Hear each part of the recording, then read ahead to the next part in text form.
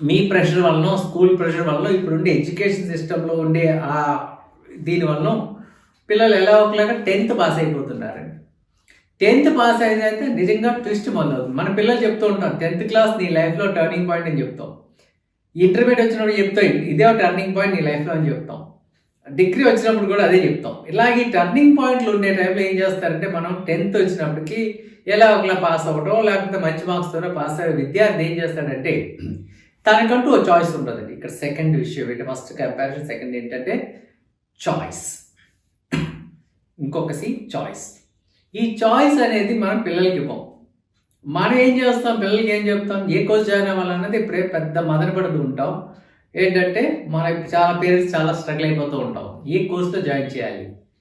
ఇక్కడ మనం చాయిస్ ఇవ్వం పిల్లలకి. మనం ఏం చెప్తామో ఆ జాయిన్ అవ్వాలి. వాడికి మ్యాథ్స్లో 35% మార్క్ వస్తుంది, ఆ విద్యార్థిని తీసుకెళ్ళి ఎంపీసీ జాయిన్ చేస్తారు ప్రెస్టేజ్ కోసం. ఎందుకంటే నేను ఇంజనీర్ అవ్వలేదు, నా కొడుకు ఇంజనీర్ అవ్వాలి. నేను డాక్టర్ అవ్వలేదు, నా కొడుకు డాక్టర్ అవ్వాలి.